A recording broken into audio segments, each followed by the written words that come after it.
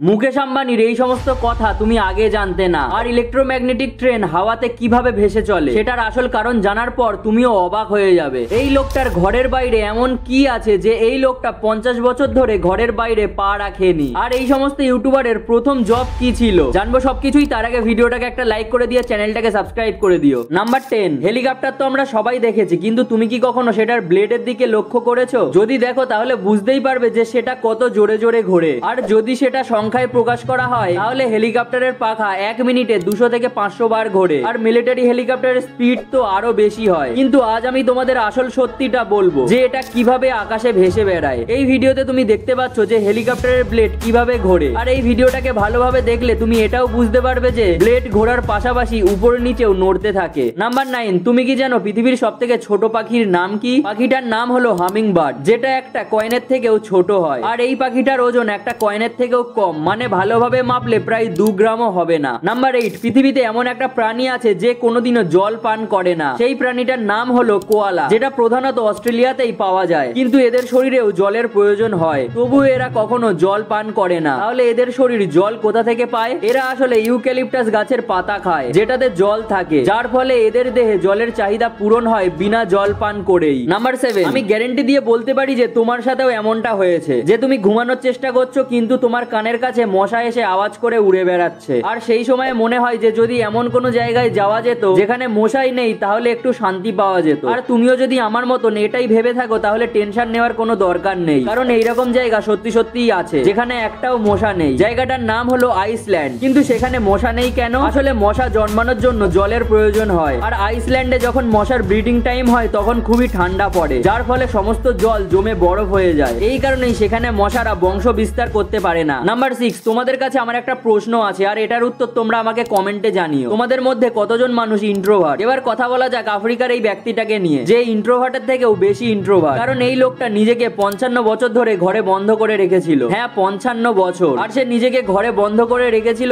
কারণ সে মহিলাদের দেখে খুবই ভয় পেত। নাম্বার 5, এই পৃথিবীতে এমন একটা মহিলা ছিল যে তার স্বামীকে এতটা ভালোবাসতো যে সেটা দেখার পর তুমিও অবাক হয়ে যাবে। এই ভিডিওটা 1932 সালে শুট করা হয়েছিল, যেখানে সেই ব্যক্তিটা নিজের স্ত্রীকেই শুট করছিল। আসলে সে বুলেট প্রুফ গ্লাসের টেস্টিং করছিল নিজের স্ত্রীর উপরে। কিন্তু ভাই মানতে হবে এতটা বিশ্বাসী মেয়ে কপাল করেই পাওয়া যায়। নাম্বার 4, ইলেকট্রোম্যাগনেটিক ট্রেন কিভাবে হাওয়াতে ভেসে চলে। আর এর আসল উত্তর তোমরা এই ভিডিওটা দেখেই পেয়ে যাবে। এখানে এক ব্যক্তি একটা ছোট লাট্টুকে ঘোরায়, যেটা ম্যাগনেটের তৈরি হয়। আর লাইনকে একটার সাথে অপর ম্যাগনেটকে সাজিয়ে রাখা হয়। আর যেমন কি তুমি জানো সেম পোল একে অপরকে দূরে ঠেলে সরিয়ে দেয়। আর এই লাইনটা সেই একই কাজই করছে। আর মাধ্যাকর্ষণ শক্তি সেটাকে নিচে টেনে রাখছে, যার ফলে এটা এবং সেই ফোর্স যেখানে সমান হচ্ছে সেখানেই লাট্টুটা হাওয়াতে ভেসে বেড়াচ্ছে। এবং ইলেকট্রোম্যাগনেটিক ট্রেনগুলো ঠিক একই পদ্ধতিতেই চলে। নাম্বার 3, ফ্লিপকার্ট একবার এমন একটা মার্কেটিং স্ট্র্যাটেজি লাগিয়েছিল যেটা আমাদের পরিবেশকে একদম শান্ত করে দিয়েছিল। কারণ এই ব্যস্ত রাস্তায় এই রেড লাইট সিগন্যালের এখানে তুমি দেখতে পাচ্ছ একটা ফ্লিপকার্টের বোর্ড লাগানো আছে, যেটাতে লেখা আছে যদি কেউ এখানে এসে হর্ন না বাজায় তাহলে নেক্সট বিগ বিলিয়ন ডে সেলে আইফোন 14 এর দাম 3000 টাকা হয়ে যাবে। আর তুমিও জানো আইফোনের জন্য কত মানুষ পাগল। এই কারণেই এখান দিয়ে যাওয়ার সময় লোকজন একদম শান্তভাবে যাচ্ছে, যেন তাদের গাড়িতে হর্নই নেই। নাম্বার 2, মুকেশ আম্বানির কিছু এমন কথা যেগুলো তুমি আগে কখনো শোনোনি। যেমন মুকেশ আম্বানি তার গোটা জীবনে কখনো মদ্যপান করেনি, আর সে পুরোপুরি ভেজিটেরিয়ান। একবার মুকেশ আম্বানির ভাই অনিল আম্বানি তার উপরে 16,000 কোটি টাকার ডেফিমেশন কেস করে দিয়েছিল, কারণ Mukesh Ambani new York Times এর একটা ইন্টারভিউতে অনিল আম্বানিকে উল্টোপাল্টা কিছু বলে দিয়েছিল।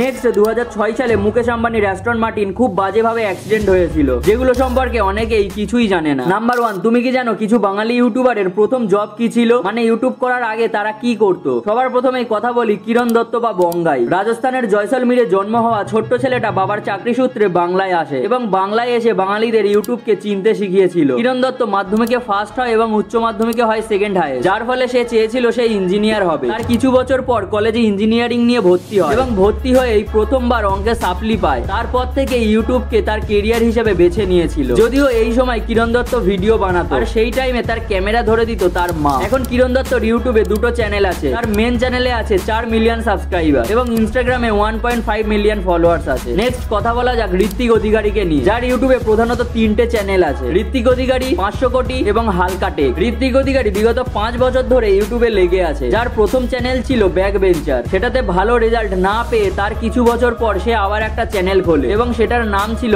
বং এফ এবং সে ভেলোরে পড়াশোনা করতো। তার কলেজ লাইফও প্রায় শেষের দিকে। সেই সময় সে 2 থেকে 3টে চাকরির ইন্টারভিউও দিয়েছিল, সে চান্সও পেয়ে গেছিল, কিন্তু সে নিজের ভালো লাগাটাকেই বেশি গুরুত্ব দিয়েছে। ফলে আজ ঋত্বিক অধিকারী বর্তমানে বাংলার এক খুবই জনপ্রিয় ইউটিউবারে পরিণত হয়েছে। তোমরা আমাকে কমেন্টে জানাও যে আমার পরে তোমার ফেভারিট ইউটিউবার কে। তো ভিডিওটা ভালো লাগলে অবশ্যই একটা লাইক করে চ্যানেলটাকে সাবস্ক্রাইব করে দিও। তো আজকের জন্য এই পর্যন্তই, দেখা হচ্ছে আবার পরের ভিডিওতে। Piece out.